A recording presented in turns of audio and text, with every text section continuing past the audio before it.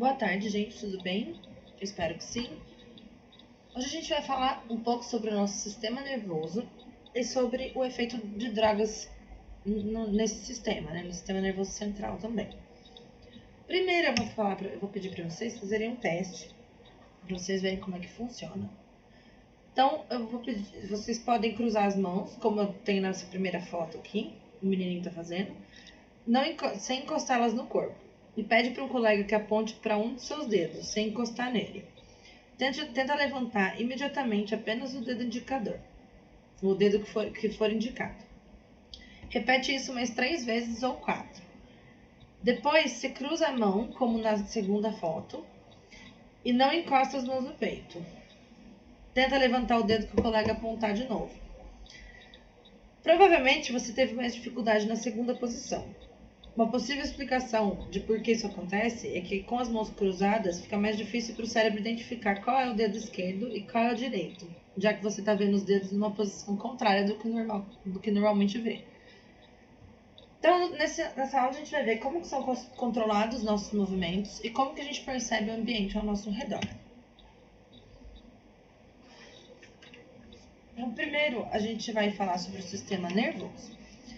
Ele é exclusivo dos animais e ele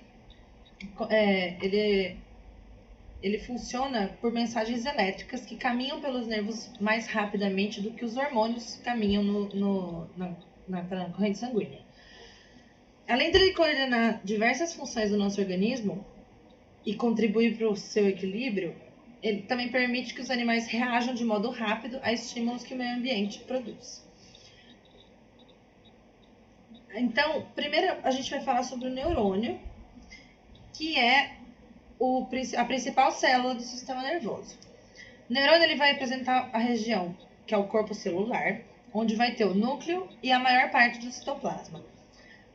Dessa região, desse corpo celular, vão sair várias ramificações arborescentes, que são chamadas de dendritos, e uma que vai ser longa, que é chamada de axônio. Essas ramificações elas são chamadas de neurofibras, ou também de fibras nervosas. Ao redor da maioria dos axônios ficam os oligodendrócitos, que também são chamados de células de Schwann. Essas células elas produzem o extrato mielínico, ou bainha de mielina, que funciona como isolante térmico e aumenta a velocidade de condução do impulso nervoso. Quando o neurônio é estimulado, ocorre uma série de alterações elétricas na membrana. Essas alterações elas vão ser causadas pela entrada de íons sódio e pela saída de íons potássio, que constituem o impulso nervoso. Os impulsos podem começar pelos dendritos ou pelo corpo celular e vão caminhar para o axônio. Na região de contato entre dois neurônios, que é chamada de sinapse, existe um pequeno espaço, normalmente, ou seja, não é perfeita a continuidade entre as membranas de ambas as células. A passagem do impulso nervoso por essa região, ela vai ser feita por substâncias químicas, os neurohormônios, que também são chamados de mediadores químicos ou também de neurotransmissores. A acetilcolina, a noradrenalina e a serotonina são alguns exemplos de neurotransmissores. Como esses mediadores estão acumulados apenas no final do axônio, a transmissão do impulso ocorre sempre do axônio de um neurônio para o dendrito ou o corpo do neurônio seguinte. Por meio das sinapses, o neurônio pode passar mensagem para centenas ou até milhares de neurônios. Um processo semelhante ocorre nas junções neuromusculares, ou também são chamadas de mioneurais. Agora vamos ver o sistema nervoso central. O nosso sistema nervoso central ele é formado pela medula espinal e o encéfalo. Está protegido por ossos, que é a coluna vertebral e o crânio, e por 3 membranas. As meninges, formada por tecido conjuntivo propriamente dito, a dura mater, que ela é a membrana mais externa, e a aracnoide, que fica no meio, em posição mediana. E a pia mater, que é mais interna, e onde estão localizados os vasos sanguíneos, que nutrem o sistema nervoso. Entre a aracnoide e a pia mater, e no interior das cavidades do sistema nervoso, circula o líquido cerebroespinal, ou cefalorraquidiano, que proporciona proteção adicional. Amortece eventuais choques dos ossos com o sistema nervoso durante o movimento do corpo. O encéfalo é constituído por diferentes regiões, e cada região tem uma função, né? Os bulbos olfatórios são duas protuberâncias que vão receber nervos do nariz. Os hemisférios cerebrais são duas dilatações que, quando ligadas por um feixe de fibras nervosas, que é chamado de corpo caloso, e constitui o cérebro. Outras regiões do encéfalo com diferentes funções são o cerebelo, que ajusta os impulsos que vêm do cérebro e coordena os movimentos do corpo. A postura, o equilíbrio e o tônus muscular. A ponte, que atua como bulbo no controle da respiração e retransmite impulsos do cérebro para o cerebelo, junto à ponte e o bulbo. Nessa foto.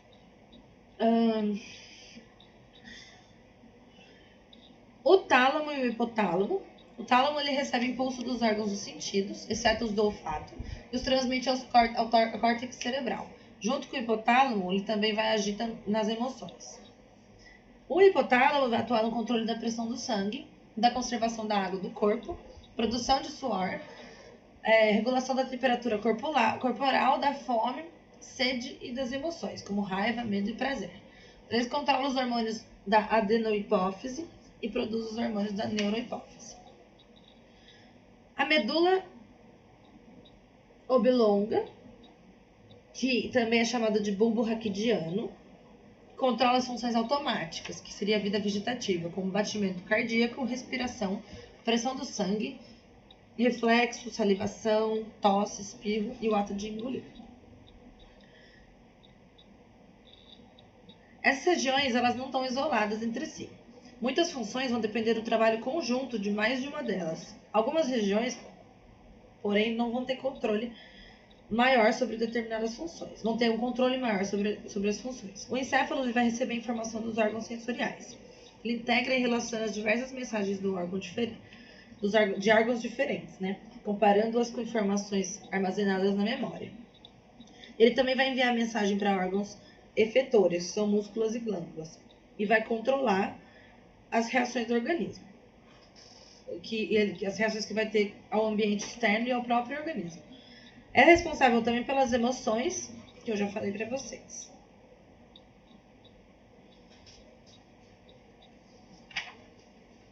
O cérebro vai estar dividido, então, em dois hemisférios, que vão se ligar no corpo caloso. Cada hemisfério cerebral,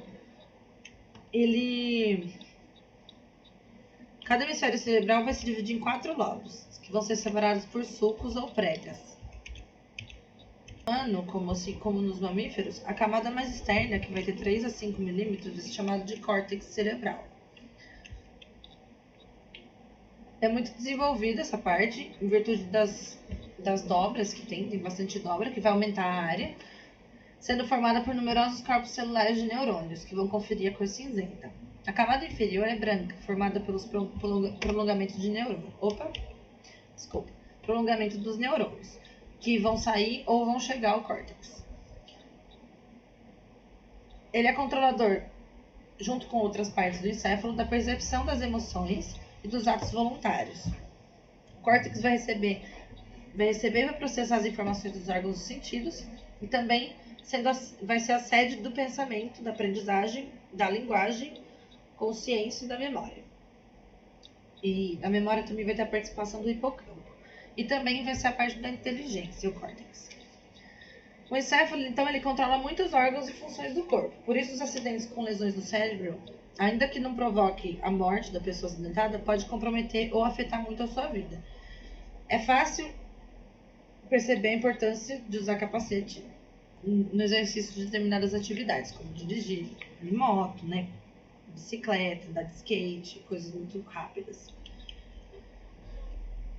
A medula espinal, ela está situada no interior da coluna vertebral. Assim como no encéfalo, a medula vai ser constituída de uma substância branca, que é formada pelas fibras nervosas, os dendritos e os axônios, a mielina, dendritos dos axônios e a mielina dessa medula vai ser responsável pela cor branca. E também vai ter uma substância cinzenta, que é formada pela concentração de corpos celulares de neurônios e a parte inicial dos prolongamentos desses neurônios. A disposição da substância branca e cinzenta vai ser diferente na medula do que no córtex. Enquanto no encéfalo a região externa, que é o córtex, é constituída de substância cinza, com exceção do bulbo, na medula essa substância está presente no interior do órgão e a substância branca está na parte externa. Pela raiz ventral da medula vão sair prolongamentos dos neurônios motores. E na raiz dorsal existe prolongamento dos neurônios sensitivos, e seus corpos celulares estão no interior dos gânglios nervosos. As lesões nessa raiz dorsal provocam perda de sensibilidade da parte correspondente do corpo, porque o estímulo não chega à medula e é impedido de ir até o cérebro. Na medula também acontecem diversas sinapses entre os neurônios que chegam e os que saem do sistema nervoso central.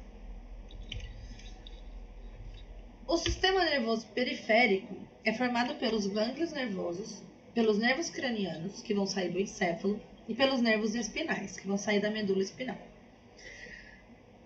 No ser humano, existem 12 pares de nervos cranianos e 31 pares de nervos espinais.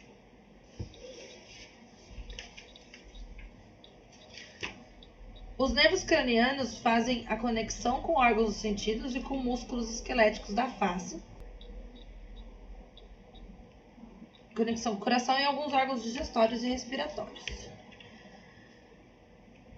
Cada nervo vai ser formado por dezenas e até centenas de prolongamentos de neurônios, as neurofibras, e vão ser envolvidos por tecido conjuntivo. Bom, no sistema, cada nervo vai ser formado, essa figura é um nervo, né? É a figura esquema do interior de um nervo, que é formado por prolongamentos de neurônios. Cada nervo vai ser formado por dezenas desses prolongamentos, as neurofibras, e vão ser envolvidos por tecido conjuntivo. No sistema nervoso periférico, vão se encontrar nervos sensitivos, que recolhem informações dos órgãos dos sentidos e dos órgãos internos. Os nervos motores, que levam mensagem do sistema nervoso central para os músculos e para as glândulas. E os nervos mistos, com fibra nervosa sensitiva e motora. As lesões na medula espinal podem causar a paralisia. Dependendo do local da lesão e da intensidade do dano, pode acontecer a paraplegia, que é a paralisia dos membros inferiores, ou a tetraplegia, que é a paralisia dos membros superiores e inferiores. Então, nessa figura, a gente pode ver a lesão na coluna e as regiões afetadas, que são indicadas pela cor azul, dependendo da parte da medula que for atingida.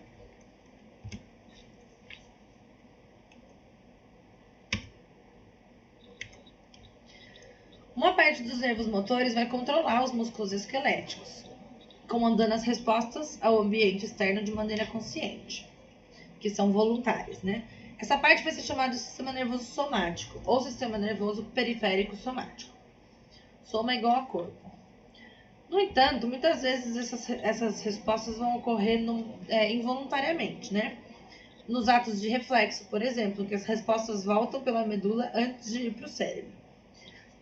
Então, a gente diz que o sistema nervoso somático controla a vida de relação com o ambiente.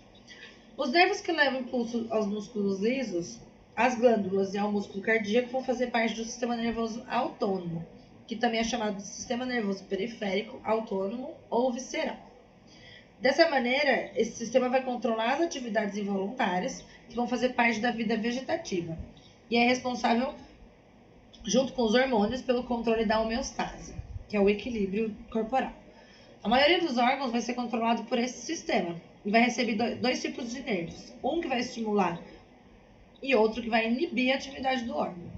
Então, o sistema nervoso autônomo vai se dividir em simpático e parasimpático.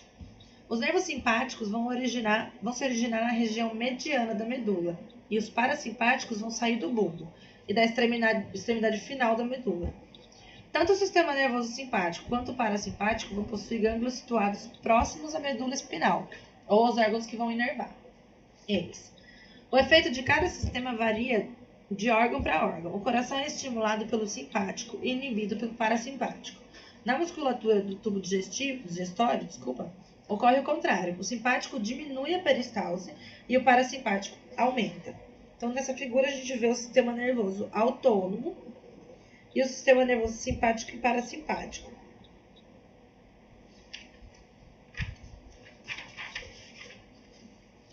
O sistema nervoso simpático ele vai estimular os órgãos que vão preparar um animal para enfrentar um perigo, lutar ou fugir. E apresenta os mesmos efeitos dos hormônios da medula da glândula suprarrenal, que a gente viu na aula de sistema endócrino.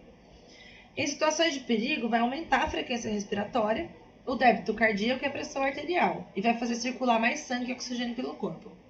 Então, ele vai lançar glicose no sangue, dilatar as artérias dos músculos esqueléticos e vai contrair as artérias da pele e das vísceras, desviando o sangue da pele e de outros órgãos para o cérebro e para os músculos. Então, vai dilatar a pupila, vai ampliando a visão periférica e estimula a medula da glândula suprarrenal a produzir adrenalina e noradrenalina, que potencializam os efeitos. Passado o perigo, o sistema nervoso parasimpático entra em ação, diminuindo o batimento cardíaco e fazendo com que as demais atividades atuem no ritmo normal. Então, reduz o gasto de energia do organismo.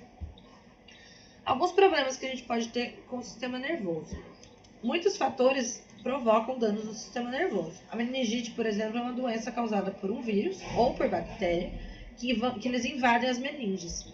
Os sintomas da meningite são febre, dor de cabeça forte, rigidez da musculatura da nuca, que impede a pessoa de encostar o queixo no peito. Por isso que a gente faz esse teste. Essa infecção ela se espalha pelo sistema nervoso, se não for tratada. Por isso é necessário o atendimento rápido, atendimento médico rápido. O sistema nervoso também pode ser afetado por problemas circulatórios. A hipertensão e a aterosclerose também podem levar a rompimento ou obstrução de um vaso sanguíneo, que seria um AVC ou um derrame, né? Pode resultar na morte de parte do cérebro irrigada por esse vaso e a perda da função que essa parte controlava. Pode ser algum sentido, pode ser um movimento numa área do corpo. E também pode resultar na morte da pessoa. Até certo ponto é possível recuperar danos ocorridos no cérebro. Exercícios especiais, por exercícios especiais, outras porções do cérebro são estimuladas. E também vão poder assumir, pelo menos, às vezes só em partes, né, as funções que essas áreas destruídas exerciam. Não é possível prevenir todas as doenças do sistema nervoso, mas é possível evitar as de outros sistemas que acabam por comprometer, como problemas do sistema circulatório. Por isso é importante evitar a obesidade, não fumar, controlar a pressão arterial. Evitar também o excesso de bebida alcoólica e de gordura na alimentação. Também é sempre importante praticar exercícios físicos com orientação correta, né? E ter um repouso adequado, com boas horas de sono. Outro assunto que a gente vai falar nessa aula são drogas e os efeitos delas no organismo. O que usualmente é chamado de droga vai equivaler à droga psicotrópica, que também é conhecida como tóxica. Psico vai vir da palavra grega que significa mente e trópica quer dizer atração. Essas drogas elas agem no sistema nervoso, elas modificam a maneira de sentir, pensar ou agir. O fumo e as bebidas alcoólicas, que tem álcool, né, são drogas legais. São permitidas por lei para maiores de 18 anos, mas não quer dizer que não faz mal, muito pelo contrário. Todas as drogas podem causar sérios distúrbios físicos e psíquicos. A maconha, o crack e a cocaína são exemplos de drogas ilegais. Além de fazerem mal à saúde, as drogas podem provocar tolerância. Então, o seu efeito sobre o organismo passa a ser menor, né, por causa do uso repetido. Então, aí, cada vez mais a pessoa tem necessidade de usar maiores quantidades para sentir o mesmo efeito.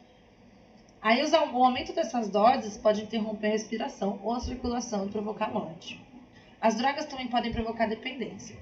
Depois de algum tempo do consumo, a pessoa vai se sentindo mal quando para de tomar e não consegue deixar de consumi-lo. Aí vai ter que procurar ajuda médica para conseguir largar o vício. Todas as drogas vão fazer mal à saúde, mas os efeitos vão variar de acordo com o tipo de droga e com a pessoa.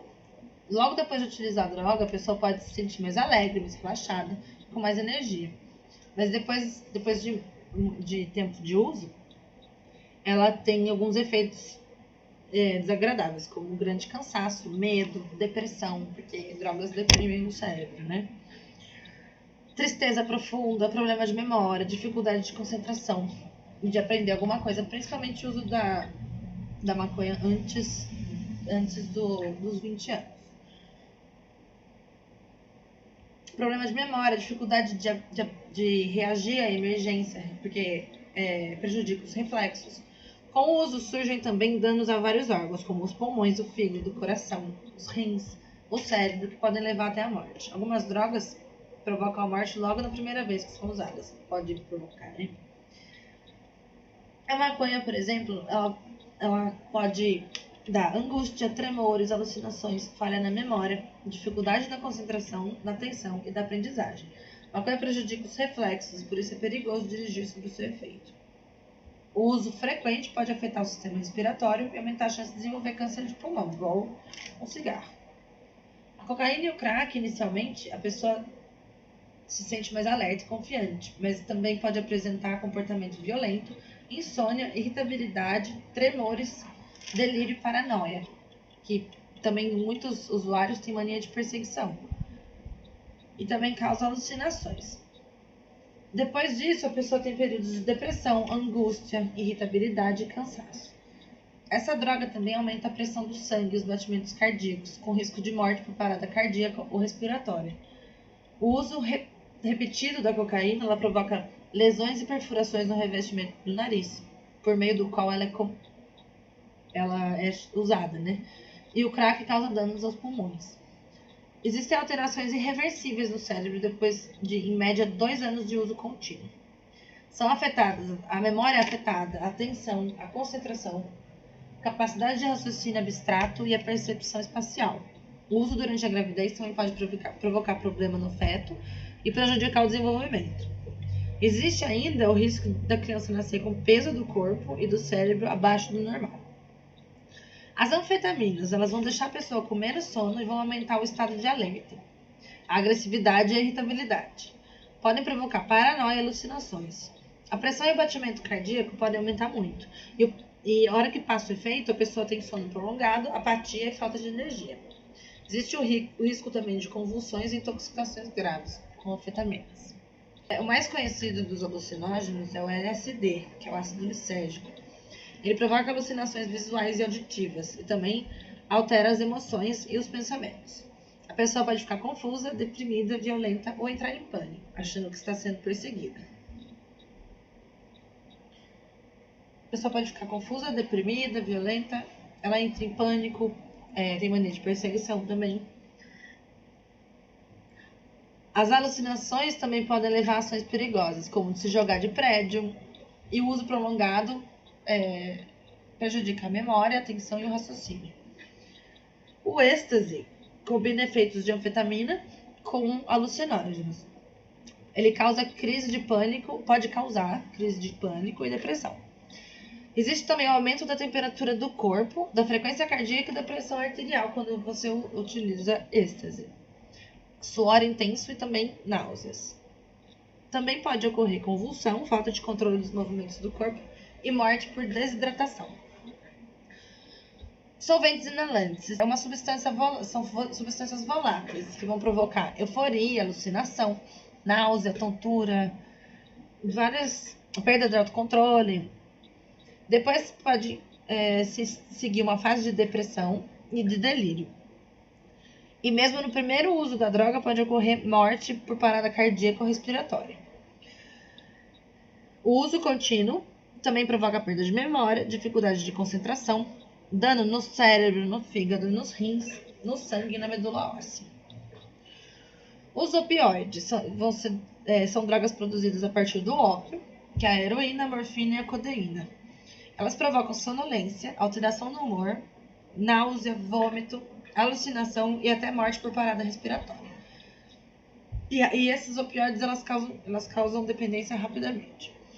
O álcool, inicialmente, ele vai aliviar a tensão e a ansiedade, dá uma sensação de relaxamento, euforia e desinibição. À medida que a sua concentração no sangue aumenta, os centros nervosos que controlam o raciocínio, os reflexos e a coordenação motora são inibidos. A pessoa vai perder a firmeza para andar e o raciocínio e vai falar com dificuldade. Ela pode ficar agressiva e apresentar comportamento social inconveniente.